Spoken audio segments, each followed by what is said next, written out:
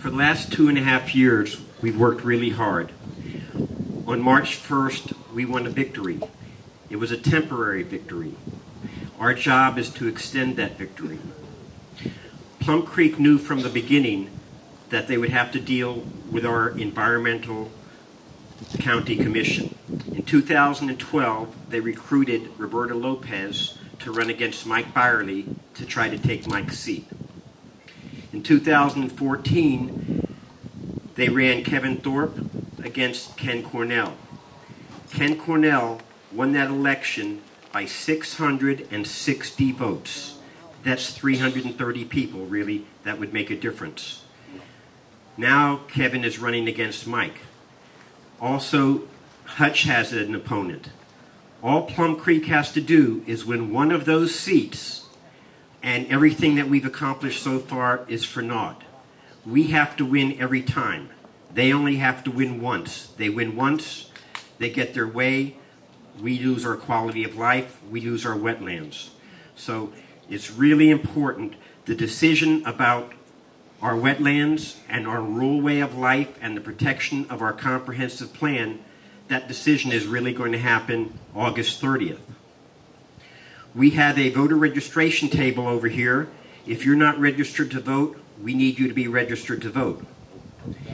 If you're not registered as a Democrat, you will not be able to vote in the August 30th primary, and you will not be able to defend our quality of life and our comprehensive plan.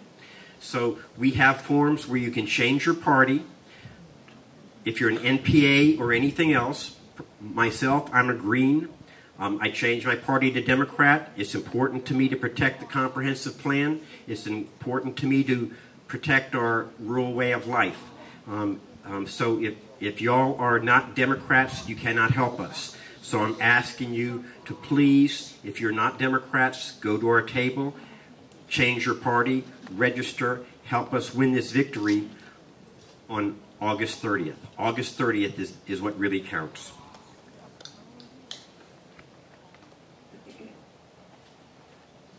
I'm going to bring the speakers back up here now, and the speakers are going to take questions.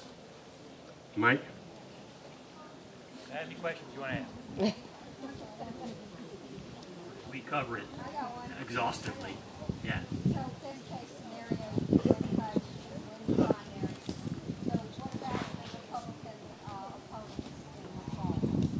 The question was whether or not there are Republican opponents for the county commission races, and so far there are none. I think they have their candidates in the Democratic primary. That's generally how it works in Alachua County.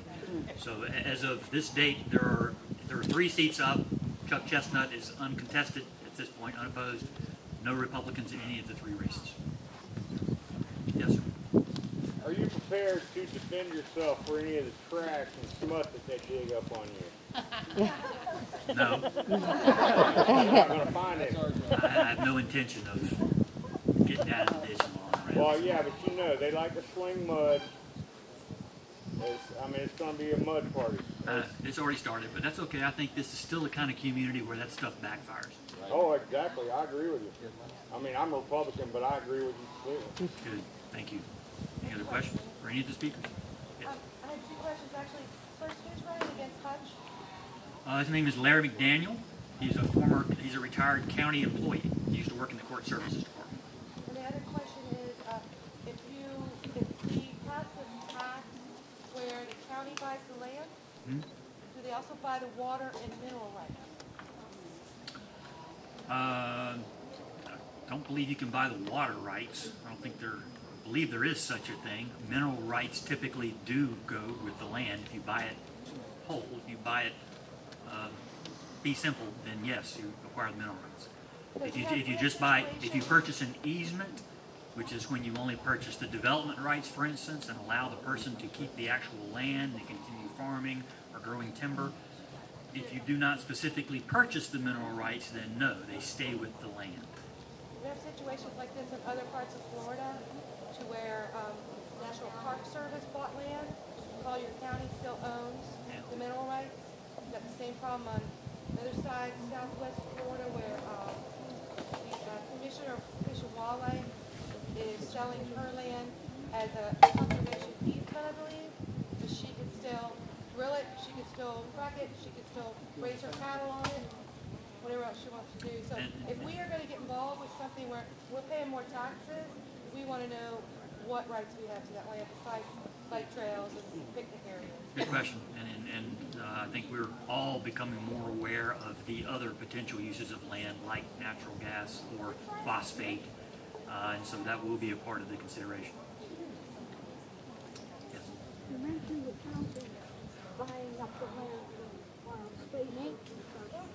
Can you speak more about the boundary adjustment? I'll repeat the question. You mentioned the possibility of Plum Creek buying some of their land. What's the likelihood that Plum Creek would sell? The question is whether or not Plum Creek would actually be willing to sell their land to the county if we have a referendum and have the money.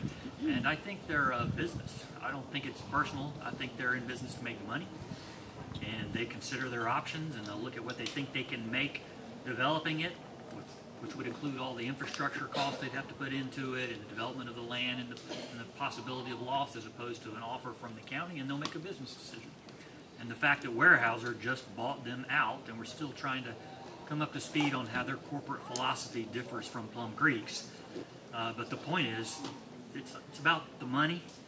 Obviously, that's why they exist, and I don't think they would take it personally because we rejected their development application. If it's a good business deal, they'll take it, in my opinion. Yes, sir. My question is for the roads guy. I, drive to the Jacksonville airport sometimes. I drive to down towards Tampa to go to either Orlando Airport or Tampa Airport, and 441 and 301 don't have much traffic on them. What's wrong with them? Well, that's what we said. We would like to see 301 used as the link much more than it is, and where it needs some improvements, like, for example, up around Stark, they're going to do a bypass around Stark if you're going to Jacksonville, which will make a big difference, particularly on Friday afternoons when all the truckers are coming home, the independent truckers. It's real slow going through there. Now, everything's right with them. That's what we want them to do. We want everybody to use the roads that we already have to their fullest. And if they need a little extra work, let's take care of that, as opposed to going out and destroying more land, spending, billions of dollars, and then finding out that the toll road doesn't make money anyway. I mean, it's crazy. Not to mention what it does to the area around it. I'm on your side. Kind of a follow-up. What has been the state of play in the task force on expanding or using underutilized rail? If their argument about linking the two ports, Tampa and Jacksonville, is valid, then you would think that rail, which is 8 or 10 times as efficient as trucking, makes sense. There's dramatically underutilized track. Well, first of all, there isn't any traffic between the ports because the ports are basically places that receive or ship out. And when they do that, it goes to wherever it's going, but it's not to another port that's only 200 miles away. But here's the other point. Rail is not such an effective way of moving things for short distances. Trucks are more efficient for up to about 500 miles. But if you're going across country, rail is the way to go. So that's really what it is, yeah.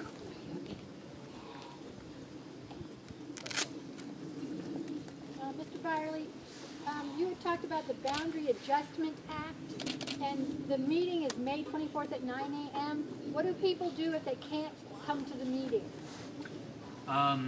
Encourage the county commission to allow the citizens to vote. And do we vote yes? On the annexation issue. Vote And yes, if it gets on the ballot, you should strongly support it. Again, it's a way of giving unincorporated area residents some voice in the annexation process and preventing these kind of big leapfrog, meandering kind of land grabs that small towns do sometimes, thinking it's the path to riches. And we end up with a situation where people who moved into the countryside, they live in a rural area, and they end up being surrounded by a city, and they really have no voice because the city commission has no reason to listen to the unincorporated area residents. They're not concerned about that. So it's the annexation provision we're trying to get put into the county's charter. And the only way you can amend the county's charter is by a direct vote of the citizens. The county commission can't do it. So support the annexation referendum. Thank you. Do you have any idea what's going on with the annexation that happened to Hawthorne from Plum Creek? It's in the hands of the city of Hawthorne now. They annexed it. They're in the process of amending their land development regulations to accommodate the growth, to accommodate that development, and they don't have a zoning application yet. I think it's just a land use application. So I don't know that much about it, other than that it's going on with the city of Hawthorne now. Yes, sir. I was wondering about ever since the final vote on Plum Creek, how receptive Plum Creek has been for the whole Takachali land swap and kind of that final solution of them not developing East Gloucester County and then focusing on the Takachali area. Questions about the Takachali proposal that Commissioner Hutchinson put forward on the night that we voted for all this, and I was afraid someone was going to ask that question. I don't have a good answer. You know, Plum Creek has attended our meetings and they've listened. Again, I think they're a business. They're not going to drive that train. They will wait, and if proposals are put to them that make sense to their bottom line, I think they'll be accommodating. Regardless of whether, my personal opinion is, regardless of whether or not Plum Creek is involved in the Takachali, East Gainesville, Waldo Road redevelopment ideas that we're having now, we need to proceed. Those are good ideas irrelevant to Plum Creek. I almost think they're kind of a non sequitur in all of this. The ideas that are being considered for Takachali, redevelopment into a different kind of facility, getting ready for its possible eventual closure and trying to head that off, redeveloping the East Gainesville, Waldo Road corridor. These are all good ideas. They're good things that local government has been dealing with on a number of fronts for many, many years. And waiting for Plum Creek to make it happen, I think, is probably a mistake. There's been editorials about the anti-tax group saying that the county messed up by not approving Plum Creek's plan and all the conservation lands that they could have acquired if they'd have approved it, and they're using that argument against passing the tax law. Yeah. I mean the tax for wild spaces.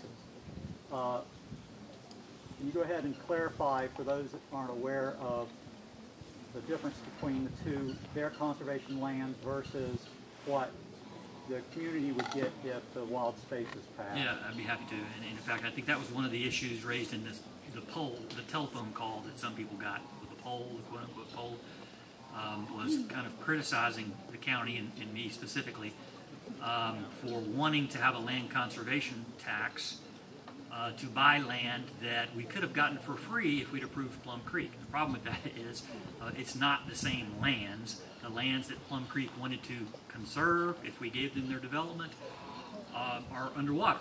They're very, very wet areas that have virtually no development potential. There's a map back there beside the big tent. Check it out on your way out. It shows where their lands are, and it shows with wetlands overlaying. And the lands they wanted to set aside to protect and promise not to develop, if we gave them all these rights, are the areas that are almost all blue. Very little development potential, very little development, potential threat of development. In fact, 40% of the land in question is already permanently protected by conservation easement. The fact that kind of got lost in the discussion about Plum Creek. So the short answer to that question is no, we couldn't have gotten the land for free that we're talking about. The only land we would buy with public money for land conservation is land that actually has the potential to be developed, or else why would we spend the money on it? And can be used for the public use, not exactly in the conservation easement. Yeah. So no, they're confusing people with that. Right, thank you. This is about the roads. I understand that, you know, when private industry is coming into it, making plans for the land, then there are ways that citizens can get more educated about permits and try to block the permits. But in the case of the roads, that's the state. I don't think that they need a permit. How does the citizen block a state decision? Or I'm not quite sure about that whole process. Well, I don't have all the answers, but I can tell you this much. There is pretty much a precedent in the state of Florida, and it's where it's found is in the Turnpike Authority regulations, which govern any toll road. So it may not apply to every highway, but it does to a toll road. And it basically says that you've got to get the approval of the locality. Now, normally that means the Board of County Commissioners and the regional development guys, and sometimes they're at loggerheads a little bit. But I'm not aware of any case where they just went ahead full scale with a roadway that the county didn't at least have a chance to consider and take a position on. But I can't go back real far. I know the current rules on toll roads, that's what they say, that they don't, one of the things that has to be met first is that you get sign-on from the locality. And they generally say that means the Board of County Commissioners, the elected officials, because they represent all of us. Would that mean that every county involved would have to have that, or give the okay? Well, I mean, yeah, but the problem is most counties in Florida love it. What you got right now, I mean, it's the two counties in Florida that at these meetings that have said the most that had questions about it. Of course, number one by far was Alachua, because the commissioners sent a letter saying, we don't want you doing anything that hasn't come through us, and we've had a chance to talk to the citizens and find out about it. And Mike here has been the leader of that, and Ken Cornell has been at the top of it as well. But I think it was, I can't remember which county, but there's one other where they at least talk about that. But most, particularly as the further south you go in Florida, hey, let's keep building, folks. I mean, that's what's going on. It's, you know, it's been going on in Florida since 1890, folks. If you read the history about some of the people that now are esteemed ex-former governors that have towns and roads and everything named for them, they were some of the worst robber barons of the bunch. So it's not unusual. People came down here from the north. They thought they could get rich quick, and then they said, wow, this is pretty neat. I'm going to stay here. It happened lots. It's just the way it is. It happens all over the country, but hope that answered your question. Can I just quickly say, too, Alachua, on this roads issue, FDOT is holding what they call an open house meeting at the Best Western Gateway Grand at 39th and I-75. It's kind of thing where you'll go in and they'll have maps set up and you can walk around, and they won't have a presentation, but you can ask questions. Alachua County has taken upon itself to notify all the people who are in the swath, the color swath zones that Jim talked about earlier. We're mailing them a piece of mail, and we're doing our own presentation as county staff about what's going to happen, and kind of explain how it conflicts with the county's comprehensive plan and what it would do to growth in Alachua County. So we're having a workshop too. The date for that has not yet been set, but it will be within the next few weeks, and you will definitely hear about it. That'll be your chance to come out as a community and kind of learn about and express your opinion about these two potential toll road options that are being considered. Is that postcard going to go to the purple swath as well? No, because the question is whether or not the postcards will go to the people in the purple swath, and no, because the purple swath's not in Alachua County yet. It kind of veers off into northern Marion County. We know it's going to come up somewhere along the east side, like Jim was explaining, but we don't know where. So we're waiting. The other swath, through western Alachua County, is very specific. I don't know if y'all have seen that on a map. It's over here too, but it kind of comes up through Archer, through the Jonesville area, up just west of Alachua to connect to I-75 somewhere up there. So it's right in the head. Check my Facebook page when it comes out. It'll be posted. So we'll notify all the people who live in that swath. And just maybe one or two more questions, and y'all have been very patient. Yes, ma'am. In regard to environmental lands and the potential purchase of new environmental lands, I think that we have an excellent environmental protection department in Alachua County. And they did really well with the first time we did that taxing, and follow-up and everything was excellent. I'm hearing rumblings now about our new county manager hiring a lot of people that were his friends in other places to be heads of departments, so they're all in the same place, whatever. I'm hearing rumblings that he wants to combine the county parks with our environmental protection department and not put Chris Bird in charge, but whoever's in charge of parks in charge. And I guess that's the part I find most disturbing, because Chris has been an amazing person for our county and his staff has been amazing. And I've got nothing but great things to say about him in all my interactions over the years. And I was curious, does the county commission know that the manager is sort of looking at these things? Do you have an awareness? Is this something you can look into and get back with me and let me know? I can look into it and get back to you, because I've not heard any of those specifics. His name is Lee Niblock, and he's here. Yes. He was here earlier. I don't know if he's still here, so you Well, can we ask have him to talk yourself. to him if he's here. Just missed him, but I got his Is he still here? Okay. Okay. John, Anyway, he's trying.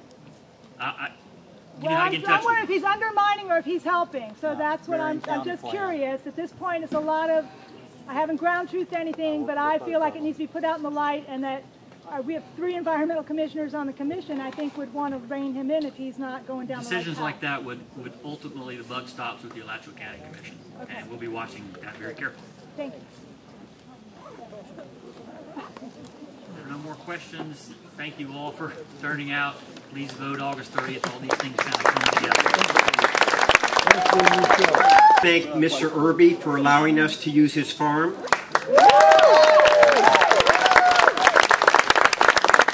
Mr. Irby says you don't have to leave at 6 o'clock. There's dessert. Nobody's gone to get the dessert. Help yourself to the dessert. Stay as long as you want.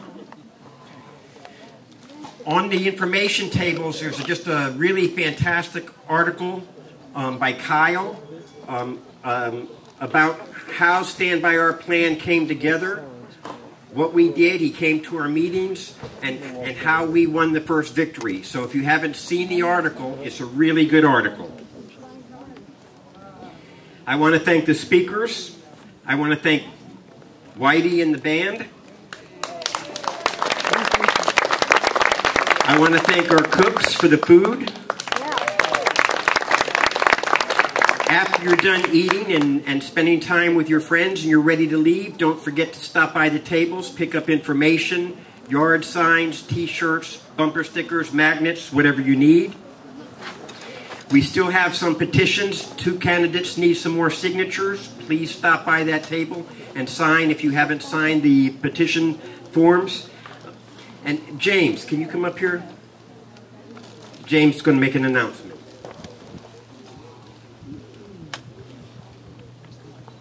I won't take much of your time. Sorry if you can't hear me. I have about half of the Ocklackney Bay in my ear from swimming yesterday. We have a wonderful film coming to town that is about the conservation efforts and the fight to preserve Maine's great northern wilderness. It's called Moosehead's Wicked Good Plan. It really should be called Plum Creek's Wicked Good Plan. But I was fortunate enough to speak with Sarah Katz, a documentary filmmaker up north, when I was doing some research and writing about our struggle here and about Plum Creek's and Weyerhaeuser's global history. And she has the trailer for the film online. And the trailer makes it look like a nature film, but it's really about land use and conservation and their struggle up north against Plum Creek. The reason I mention this, you want to mark your calendars, by the way, it's July 6th. It's going to be at Market Street Pub. We're going to screen it there. And Trish Riley, who is here with Cinema Verde, who runs an environmental film festival ongoing throughout the year, she put it together with Sarah. We're bringing the film here. It's July 6th at Market Street Pub. We're going to screen it. And why this is important for 2 reasons. One, the world is watching Alachua County and what we do here. You may not know that, but they're watching us up there. They want to know what we're doing, what we've accomplished. And we want to know what they've done and what their struggle was. And the film and the writing by people like Kyle and the filmmaking by people like Sarah, sharing those across borders, across states, helps a lot. The second reason is we're trying to get Sarah to come down here and make a film about us. I think that would be really awesome. And I look around the room here and I see a lot of people that we need to record this and put this on film. And I think it would be great. So if you can show up on July 6th at Market Street Pub, we just got this confirmed today, just got the date set. So you'll see some stuff posted about it, but just mark the date, be ready for it. It's going to be a great film, and we also want to make sure we try to seduce Sarah into coming down here and talking about us as well. So thank you very much.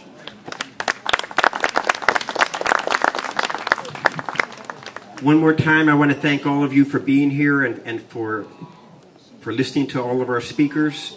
Enjoy the rest of the evening. Get dessert. Don't forget to vote August 30th. Don't forget to bring your friends to vote August 30th. If you want to protect our comprehensive plan, if you want to protect our rural way of life, you need to protect those two seats, Mike Byerly's seat and Hutch's seat. And also let me mention that Eileen Roy, who's on the school board, who sits on the planning commission, stood up for us. And Plum Creek is going after her. And she also has a person running against her from the Plum Creek Advisory Board. So please support Eileen for supporting us. Enjoy the rest of the night. Get your dessert.